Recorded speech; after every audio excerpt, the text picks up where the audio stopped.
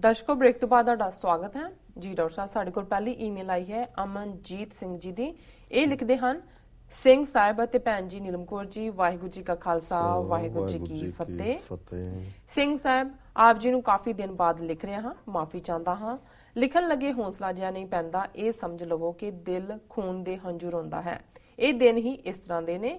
ਸਿੱਖ ਜਾਂ ਗੈਰ ਜੋ ਵੀ ਇਨਸਾਨੀਅਤ ਜਾਂ ਮਜ਼ਹਬ 'ਚ ਯਕੀਨ ਰੱਖਦਾ ਹੈ ਉਸ ਨੂੰ ਖੂਨ ਦੇ ਹੰਝੂ ਰੋਣ ਤੇ ਮਜਬੂਰ ਕਰ ਦਿੰਦੇ ਨੇ ਇਹ ਦਿਨ।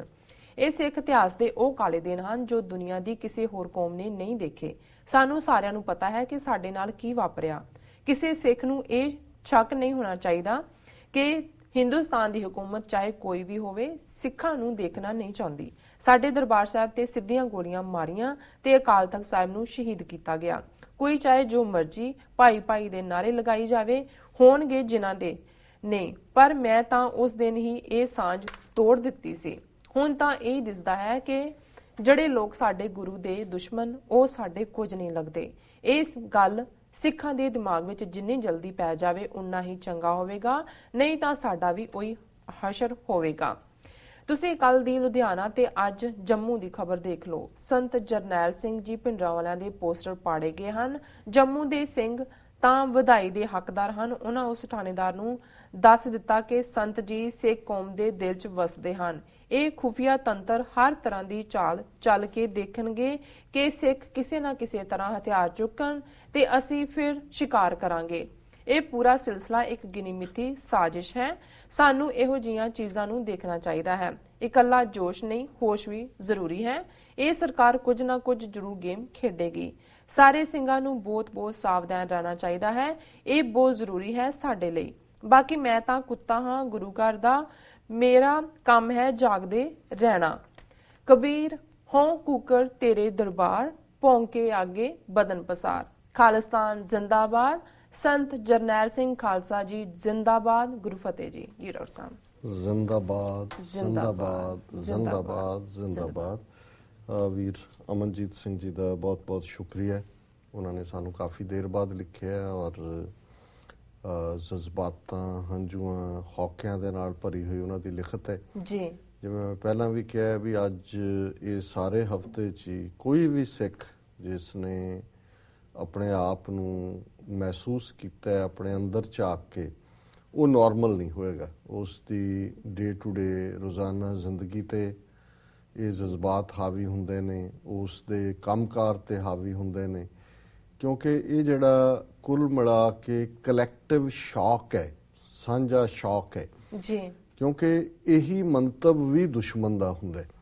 ਜਦੋਂ ਤੁਸੀਂ ਮਾਸ ਟਾਰਚਰ ਦੀ ਗੱਲ ਕਰਦੇ ਹੋ ਜਾਂ ਮਾਸ ਹਿਸਟੀਰੀਆ ਦੀ ਗੱਲ ਕਰਦੇ ਹੋ ਜਾਂ ਮਾਸ ਸ਼ੌਕ ਦੀ ਗੱਲ ਕਰਦੇ ਹੋ, ਹੁਣ ਜਿਹੜੇ ਜ਼ਾਲਮ ਹੁੰਦੇ ਨੇ ਉਹ ਕਿਉਂ ਇਸ ਕਿਸਮ ਦਾ, ਜਿਵੇਂ ਹੁੰਦਾ ਸੀ ਕਿ ਜੀ ਮਾਰ ਕੇ ਲਾਸ਼ ਦੇ ਟੁਕੜੇ ਕਰਕੇ ਲਟਕਾ ਦਿਓ, ਜਾਂ ਜਿਵੇਂ 18ਵੀਂ ਸਦੀ ਦੇ ਵਿੱਚ ਜਿਸ ਕਿਸਮ ਦੇ ਟਾਰਚਰ ਕਰਕੇ ਮਾਰਨ ਦੇ ਤਰੀਕੇ ਸਨ, ਜਿਹੜਾ ਹੈ ਬੰਦ ਕੱਟਣਾ, ਖੋਪਰੀਆਂ ਰੋਣੀਆਂ, ਚਰਖੀਆਂ ਤੇ ਚਾੜਨਾ ਜੀ, ਕਿਉਂਕਿ ਉਹ ਬਾਕੀਆਂ ਦੇ ਲਈ ਵੀ ਇਹ ਸਬਕ ਹੁੰਦਾ ਸੀ ਕਿ ਇਹੀ ਹਸ਼ਰ ਤੁਹਾਡਾ ਕਰਾਂਗੇ।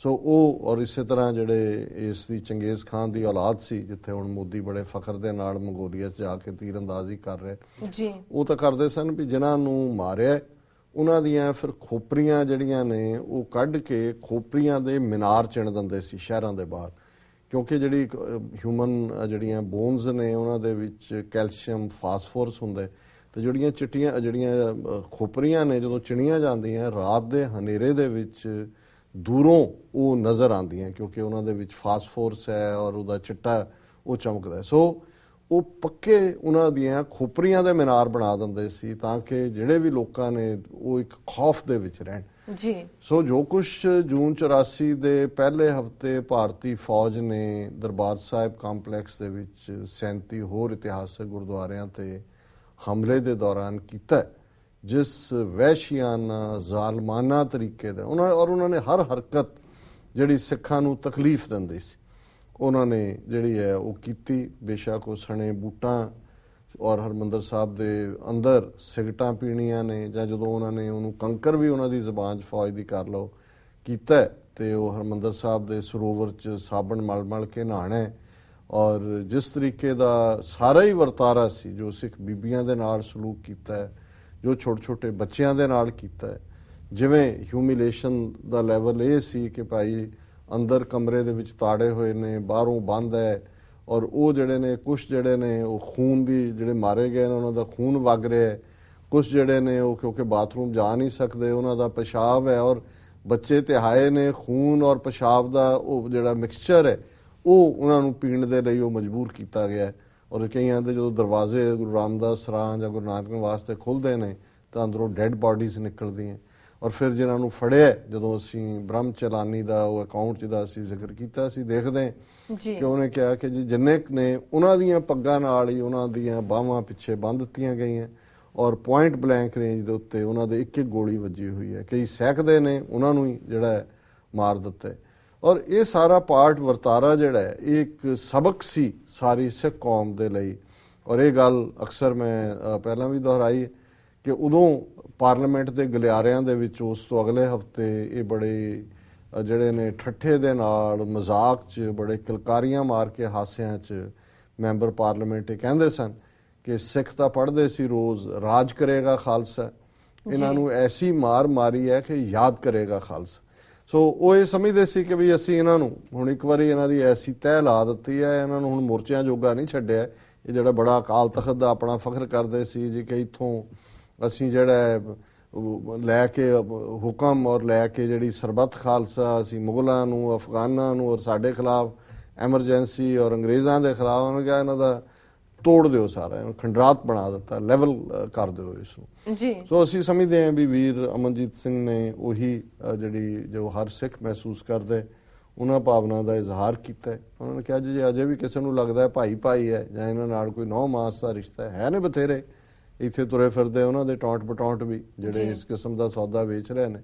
ਐਵੇਂ ਨਹੀਂ ਐਂਬੈਸਡਰ ਕੌਂਸਲੇਟ ਗੁਰਦੁਆਰਿਆਂ 'ਚ ਆਉਣ ਲੱਗੇ। ਉਹਨਾਂ ਨੂੰ ਯਕੀਨ ਹੈ ਕਿ ਉਹਨਾਂ ਨੇ ਟੌਂਟ ਬਟੌਂਟਾਂ ਦੀ ਗਿਣਤੀ ਇੰਨੀ ਕੁ ਵਧਾ ਦਿੱਤੀ ਕਿ ਉਹਨਾਂ ਨੂੰ ਕੋਈ ਚੈਲੰਜ ਨਹੀਂ ਹੋਏਗਾ। ਪਰ ਇਹਨਾਂ ਨੇ ਅਜੇ ਜਲਵਾ ਦੇਖਿਆ ਨਹੀਂ ਹੋਇਆ। ਫਿਰ ਜਦੋਂ ਇਹਨਾਂ ਨੇ ਖਾਲਸਾ ਹੀ ਜਲਵਾ ਦੇਖਿਆ ਫਿਰ ਇਹਨਾਂ ਨੂੰ ਸਮਝ ਆਏਗੀ। ਹਾਲ ਦੀ ਘੜੀ ਅਸੀਂ ਸਮਝਦੇ ਹਾਂ ਵੀ ਉਹ ਇਹ ਭਰਮ ਪਾਲ ਰਹੇ ਨੇ ਕਿ ਵੀ ਉਹਨਾਂ ਨੇ ਇਸ ਕਿਸਮ ਦੀ ਕਲਾਸ ਜਿਹੜੀ ਹੈ ਉਹ ਮਨਜੀਤ ਜੀ ਕੇ ਪਹਿਲਾਂ ਕੋਈ ਹੋਰ ਉਹਦੇ ਨਾਲ ਉਹਨਾਂ ਨੇ ਜਿਹੜਾ ਉਹ ਵਿੱਚ ਲਿਆ ਕੇ ਉਹਨਾਂ ਨੂੰ ਜਿਹੜਾ ਉਹ ਸਾਡਾ ਖਾਲਿਸਤਾਨ ਦਾ ਮੁੱਦਾ ਡਿਲੂਟ ਕਰ ਰਹੇ ਨੇ ਜੀ। ਔਰ ਅਸੀਂ ਇਹਨਾਂ ਦਾ ਸ਼ੁਕਰਗੁਜ਼ਾਰ ਹਾਂ ਵੀਰ ਅਮਨਜੀਤ ਸਿੰਘ ਜੀ ਦੇ ਕਿ ਉਹਨਾਂ ਨੇ ਜਿਹੜੇ ਇੱਕ ਇਸ ਹਫਤੇ ਦੇ ਵਿੱਚ ਔਰ ਉਹਨਾਂ ਨੇ ਇਹ ਵੀ ਕਿਹਾ ਕਿ ਭਾਈ ਅਸੀਂ ਤਾਂ ਹਮੇਸ਼ਾ ਹੀ ਉਹ ਸਾਰੇ ਪਾਰਟ ਨੂੰ ਇੱਕ ਸਾਵਧਾਨ ਹੋ ਕੇ ਜਾਗਰੂਕ ਹੋ ਕੇ ਏਜੰਸੀਆਂ ਤੋਂ ਖਬਰਦਾਰ ਕਿ ਉਹ ਕਿਵੇਂ ਇਸ ਕਿਸਮ ਦਾ ਮਾਹੌਲ ਫਿਰ ਸਿਰਜਣਗੇ, ਫਿਰ ਕੱਚ ਕਰੜ ਨੌਜਵਾਨਾਂ ਦੇ ਹੱਥਾਂ 'ਚ ਹਥਿਆਰ ਖੁਦ ਫੜਾਣਗੇ, ਫਿਰ ਉਹਨਾਂ ਨੂੰ ਮਾਰਨਗੇ, ਫਿਰ ਸਿੱਖਾਂ ਨੂੰ ਬਦਨਾਮ ਕਰਨਗੇ। ਇਹ ਗੇਮ ਰਿਪੀਟਡਲੀ ਖੇਡੀ ਜਾ ਰਹੀ ਹੈ ਔਰ ਉਹਨਾਂ ਨੇ ਜਾਗਰੂਕ ਵੀ ਕੀਤਾ ਤੇ ਸਾਵਧਾਨ ਵੀ ਕੀਤਾ। ਅਸੀਂ ਇਹਨਾਂ ਦੇ ਬਹੁਤ ਸ਼ੁਕਰਗੁਜ਼ਾਰ ਹਾਂ ਜੀ। ਡਾਕਟਰ ਸਾਹਿਬ ਨਾਲ ਲੈਣੇ ਬ੍ਰੇਕ। ਵਿਊਅਰਸ ਤੁਸੀਂ ਨਾਲ ਇਸ ਤਰ੍ਹਾਂ ਬਨੇ ਰਹੋ, ਮਿਲਦੇ ਹਾਂ ਆਫਟਰ ਦਿਸ ਸ਼ਾਰਟ ਬ੍ਰੇਕ।